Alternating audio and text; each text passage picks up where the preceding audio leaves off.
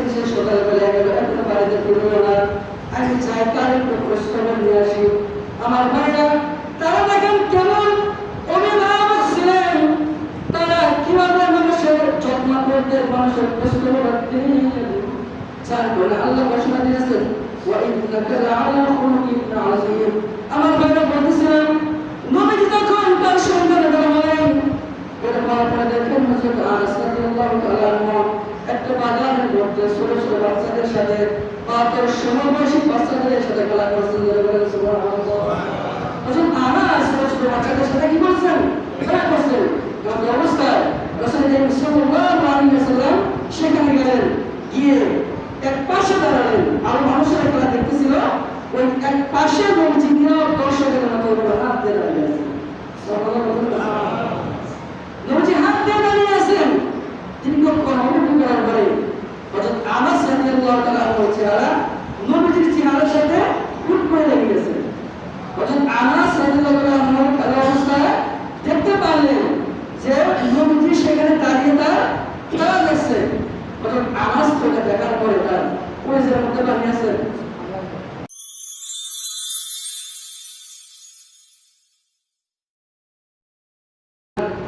দুনিয়ার নানান গুনাহের পরিবেশ থেকে মুক্ত করে সুস্থ রেখে ভালো রেখে ভালোবেসে মহামান্য হুকুম জুমার নামাজ আদায় করার জন্য অত্র এলাকার অসংখ্য মানব থেকে জেলা আমাদেরকে কবুল করেছেন। এজন্য শুকরিয়া দেওয়ার শুকরিয়া চিল্লা পড়ি আলহামদুলিল্লাহ। অসংখ্য অগণিত লাভ করে দেবেন সালাম মানবতার মুক্তির সনদ, মানবতার মুক্তির দিশারি, মানবতার মুক্তির কান্ডারি, বিশ্বের উন্নত মুসলিমের স্পন্দন শেখ মাহমুদ, যিনি এই রবিউল আউয়াল মাসে দুনিয়ার মধ্যে আগমন করেছিলেন, শেখ মাহমুদের প্রতিমা সঙ্গে চিল্লা করে সাল্লাল্লাহু আলাইহি ওয়াসাল্লাম। মুহতারাম নাযিরিন, সময় সংক্ষিপ্ত, আজকে আপনাদের খিদমতে কোরআন কারীম থেকে যে ২৫ আয়াত তেলাওয়াত করেছি, একটি হলো কোরআন কারীমের সূরা আহজাব। যারা বলেন কি সূরা আহজাব, এই সূরা আহজাবের ২১ নম্বর আয়াত। আর আরেকটি হলো ২৯ পারা সূরা মুলকের পরে সূরা কলাম। যারা বলেন কি সূরা কলাম, এই সূরা কলামের ৪ নম্বর আয়াত। আর যে হাদিসটি পাঠ করেছি এটা হলো সহিহ মুস্তাদরাক হাকিমের ৪২২১ নম্বর হাদিস। ৪২২১ নম্বর হাদিস। আসলে আমরা সংক্ষিপ্ত সময়ের মধ্যে কোরআন এবং হাদিসের আলোচনা কিছু কথা শুনবো, বলবো, আমাদের খুবই লাগে। আমার ভাইরা, আজকে যে বিষয়টি নিয়ে আমরা আলোচনা করবো বা শুনবো সেটা হলো চরিত্রবান মানুষের আদর্শ।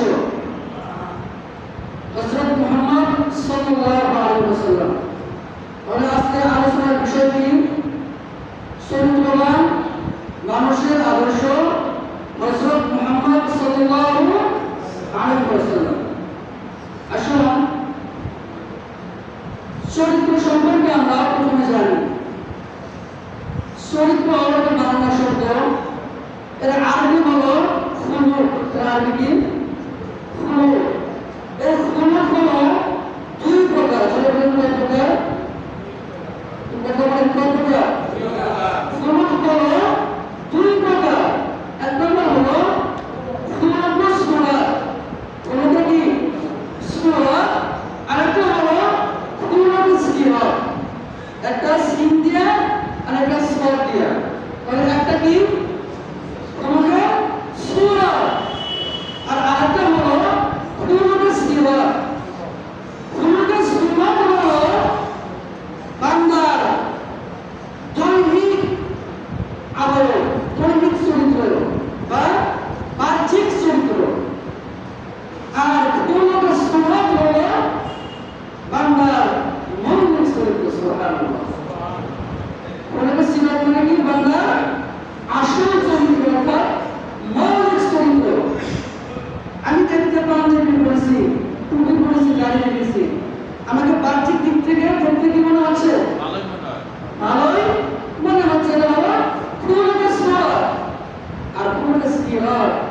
সেটা আমার ভিতরে আমি লালন করি।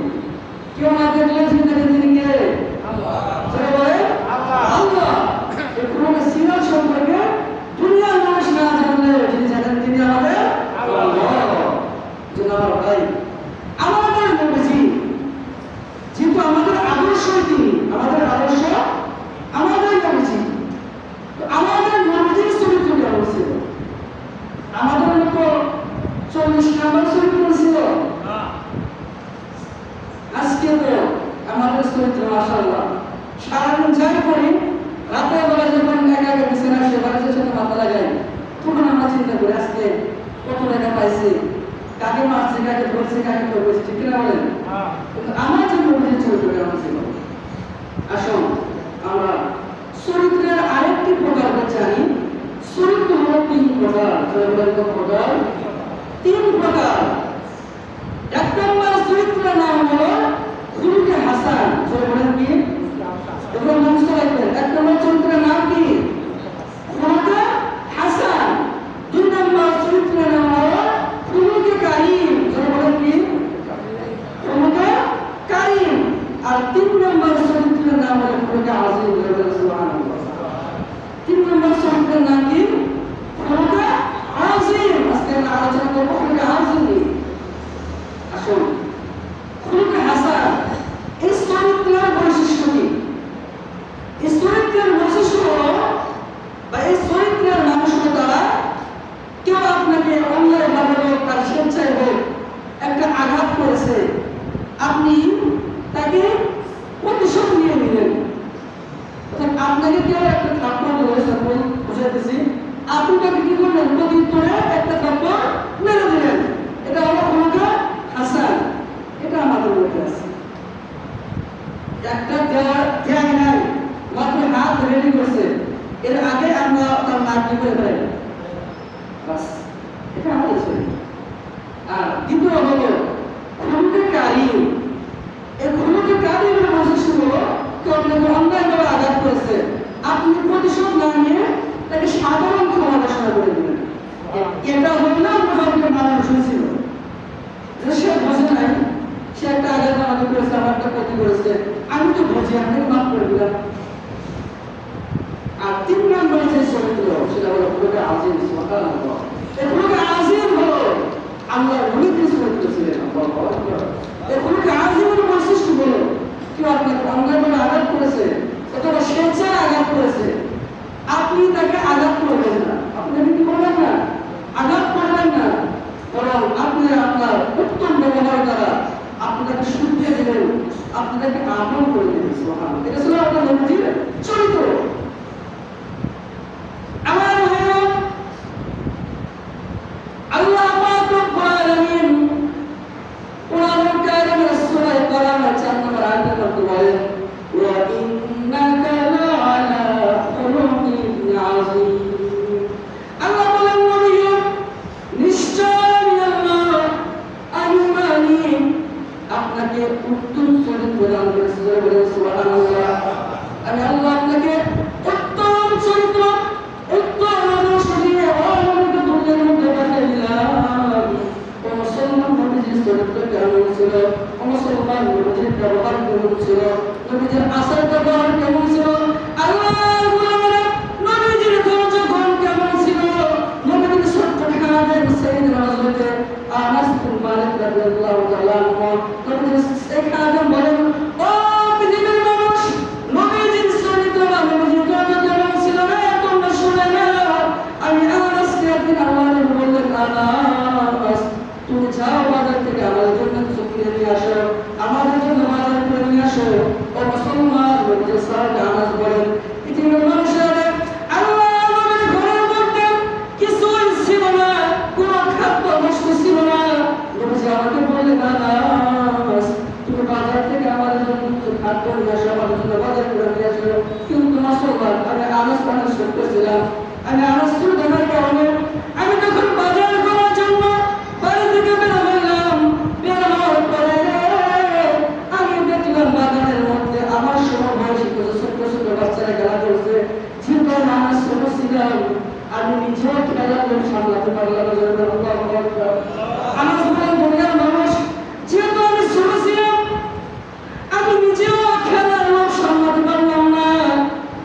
আমি তাদের ধরে নিজেকে ছোট্ট করে ফেললাম, আমিও খেলার মধ্যে শরীর থেকে ধরে বলে সুবহানাল্লাহ।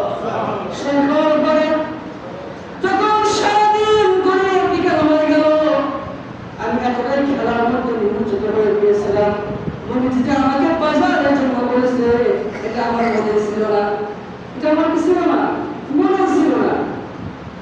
আমার ভাইরা যখন সূর্য করে বিকেল হয়ে গেল, বিকেল হওয়ার পরে রাসূল করিম সাল্লাল্লাহু আলাইহি ওয়াসাল্লাম চিন্তা করলেন, বাচ্চাটা আমার কাছ থেকে সে সকালবেলা গেল, এখনো বাড়িতে ফিরল না, আমি চাই তার একটু খোঁজখবর নিয়ে আসি।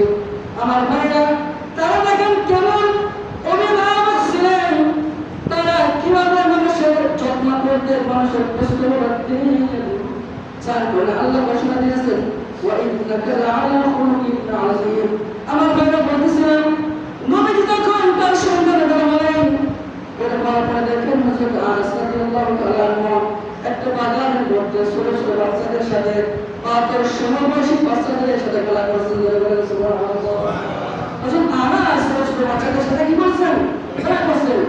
এই অবস্থায় রাসূল সাল্লাল্লাহু আলাইহি ওয়াসাল্লাম সেখানে গেলেন, গিয়ে এক পাশে দাঁড়ালেন, আর মানুষের খেলা দেখতেছিল, ওই এক পাশে নবীজি নীরব দর্শকের মতো হাত দিয়ে দাঁড়িয়ে আছেন। নবীজি হাত দিয়ে দাঁড়িয়ে আছেন। তিনি কখন অনুভব করার পরে হযরত আনাস রাদিয়াল্লাহু তাআলা আনহুর চেহারা নবীজির চেহারার সাথে হুট করে লেগে গেছে। হযরত আনাস রাদিয়াল্লাহু তাআলা আনহুর খেলা অবস্থায় দেখতে পারলেন যে নবীজি সেখানে দাঁড়িয়ে তার খেলা দেখছে। হযরত আনাস থেকে দেখার পরে তার কলিজার মধ্যে পানি আছে, তাকে কোন কাজে পাঠাইছিল? বলেন না, কোন কাজে পাঠাইছিল? সে কি বাজারে গেছে? সে কি করতেছে? খেলা করতেছে। এটা দেখার পর দর্শকতে আনাসের চেহারা একেবারে অন্যরকম হয়ে গিয়েছে। হয়তো গর্বের কাছে আমার ভাইরা রাসূলুল্লাহ আনাসের এইরকম অ্যাক্টিভিটি দেখে, হযরত আনাসের এইরকম আচরণ দেখে নবীজি তার দিকে তাকিয়ে মুচকি হাসি দিয়েছেন, আল্লাহু আকবার। এবং বলছেন, আনাস তুমি চিন্তা করো, তুমি খেলা থামাবে না। ও আনাস তুমি তোমার খেলা চালিয়ে যাও। সুবহানাল্লাহ। আনাস তুমি তোমার খেলা চালিয়ে যাও। ও আনাস আমি এখানে এসেছি, তোমার সন্তান এসেছি, এই জন্য তুমি ভয় পাবে না, তুমি তোমার কাজ চালিয়ে যাও। আমার ভাইরা হযরত আনাস বলেন, পৃথিবীর মানুষ ওই দিন আল্লাহর নবী আমাকে দেখার পরে যে মুচকি হাসি দিয়েছিলেন, সে একটা হাসি আমার জীবনকে পরিবর্তন করে দিয়েছে। আনাস বলেন, নবীজি আমাকে দেখার পরে যে মুচকি হাসি দিয়েছিলেন, সেই হাসি আমি আনাসকে সারা জীবন ধরতে শিখিয়েছি। আর আজকে যদি আমরা আমাদের বাচ্চাকে বা আমাদের নাতিকে সারাদিন আপনি ক্ষেতের মধ্যে কাজ করতেছেন, সেটা আমাদের না হলে হয় না, সেটা কি বলেন? সেটা কি বুঝতেছেন তো নাকি?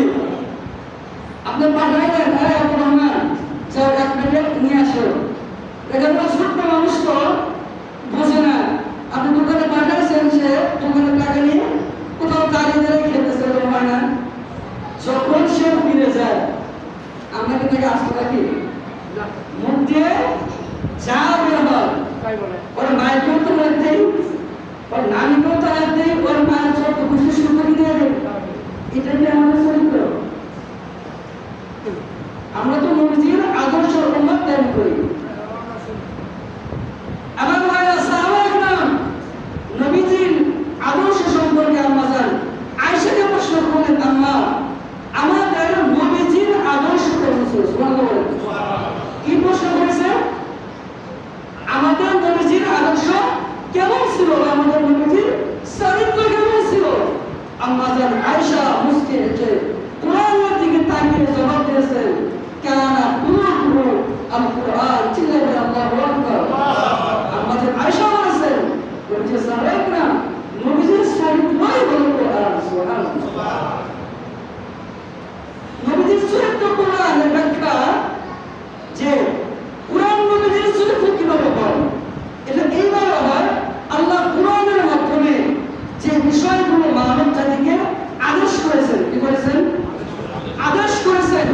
এই প্রত্যেকটা আদেশের বিষয় আল্লাহ নবী কেমন হকগুলো একেবারে শতভাগ পালন করেছেন।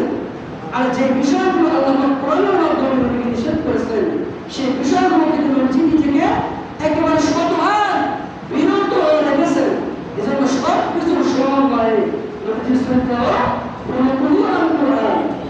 আজকে যদি আমাদের স্ত্রীকে আমাদের চরিত্র সম্পর্কে জিজ্ঞেস করা হয় কি বলবেন? বদমাসের বলে বদমাস, বলে গেলেই আসি কোন সম্মান। তারাও নবীজির স্বামী ছিলেন, আপনিও স্বামী। নবীজিও বাবা ছিলেন, আপনিও বাবা। নবীজিও নানা ছিলেন, আপনিও নানা। একবার দেখেন না, তাই তো বলেন মুসলমান। কিন্তু রাসূলুল্লাহ চরিত্র, রাসূলুল্লাহ তার শক্তি দ্বারা এই দুনিয়া জয় করে নাই। এই দুনিয়াকে রাসূলুল্লাহ জয় করেছে তার উত্তম আখলাকের মাধ্যমে। ও নবীজির মহব্বতের মাধ্যমে। এই চরিত্র যদি আজকে আমরা আমাদের মধ্যে ধারণ করতাম, এই যে আজকে সমাজের মধ্যে এত বিশৃঙ্খলা, এত উল্টাপাল্টা কাজ হয়, এত অন্যান্য দুর্নীতি হয়, যদি আমরা খুলকে আজিম আমাদের মধ্যে ধারণ করতাম, অন্যায় নম্বরকে আমরা আল্লাহ সালামকে প্রথম দিয়ে রয়েছে আমার দ্বারা যখন আমি রাসূলুল্লাহ চরিত্র আমার মধ্যে ধারণ করবো, যখন আমি প্রত্যেকটা কাজের ক্ষেত্রে আমি সমাজের নেতৃত্ব দেই, সমাজের নেতৃত্ব দেওয়ার ক্ষেত্রে যখন আমি রাসূলুল্লাহ নেতৃত্ব খেয়াল করবো, আমি সমাজের জিম্মাদারি পালন করার ক্ষেত্রে যখন আমি রাসূলুল্লাহকে খেয়াল করবো, আমি একজন বাবা, আমি যখন বাবার দায়িত্বের ক্ষেত্রে রাসূলুল্লাহকে খেয়াল করবো, আমি একজন স্বামী, আমি যখন স্বামীর হকের ব্যাপারে রাসূলুল্লাহর আদর্শকে খেয়াল করবো, আমার মাধ্যমে কোনো উল্টাপাল্টা কাজ হওয়া সম্ভব না। কিন্তু আজকে আমরা রাসূলুল্লাহকে মহান মানি না, রাসূলুল্লাহকে জীবনের আদর্শ মানি না, যার কারণে আমরা পদে পদে লাঞ্ছিত হচ্ছি, পদে পদে আমরা অপমানিত হচ্ছি। অথচ রাসূলুল্লাহকে জীবনের আইডল মেনে বর্তমান বিধর্মীরা ইমান আনে নাই, কিন্তু তৎকালীন সময় থেকে আজ অবধি বিধর্মীরা রাসূলুল্লাহর উত্তম আদর্শ, রাসূলুল্লাহর চরিত্র নিয়ে কেউ কোনোদিন কালিমা বলতে পারে নাই। রাসূলুল্লাহকে বিভিন্নভাবে অপমান করেছে, অপমান দিয়েছে, কিন্তু নবীর চরিত্র সম্পর্কে কি করতে পারে নাই, কেউ কোনো দাগ লাগাতে পারে নাই। আজকে আমাদের চরিত্র মাশাআল্লাহ, আমরা যে নিজেকে কোন পথে নিয়ে গেছি, আমরা যে কোন পথে আসছি, সচেতন মুসলমান আমাদেরকে নবীজির চরিত্রের বিকল্প যখন আমরা করবো, তখনই আমরা হবো অপদস্থ, লাঞ্ছিত, অপমানিত। এজন্য আল্লাহ রাব্বুল আলামিন কোরআনের মধ্যে বলেন, লাকাদ কানা লাকুম ফি রাসূলিল্লাহি উসওয়াতুন হাসানাহ। এই আয়াতের মধ্যে আল্লাহ রাব্বুল আলামিন বলেন, নিশ্চয় তোমাদের মধ্যে হতে, অর্থাৎ জগৎবাসীর মধ্যে হতে যারা আল্লাহ এবং রাসূলকে ভয় করে, হাসরকে ভয় করে, তাদের জন্য রয়েছে নবীজির জীবনের মধ্যে উত্তম আদর্শ রয়েছে। সুবহানাল্লাহ। এজন্য ভাই, আমরা আমাদের চরিত্রের মাধ্যমে, আমরা আমাদের আখলাকের মাধ্যমে যেন আমার কোনো ভাই কষ্ট না পায়, আমাদের চাল চলন চলাফেরার মাধ্যমে আল্লাহ যেন একটা পিঁপড়া থেকে পিঁপড়া মাহমুদ কষ্ট না পায়, এই বিষয়টা আমরা সর্বোচ্চ খেয়াল রাখতে পারবো না ভাই? ইনশাআল্লাহ আমরা সর্বোচ্চ খেয়াল রাখবো যে আমার মাধ্যমে যেন কেউ কোনো রকম কষ্ট না পায়। সময় তো সংক্ষিপ্ত, অনেক কথা আছে, কিন্তু বলার সুযোগ পায় না। মুসলমান, আমি এই রবিউল আউয়াল মাসের শুরুতে বলেছিলাম যে কমপক্ষে এই মাসটা, এই একটা মাস আপনারা একটু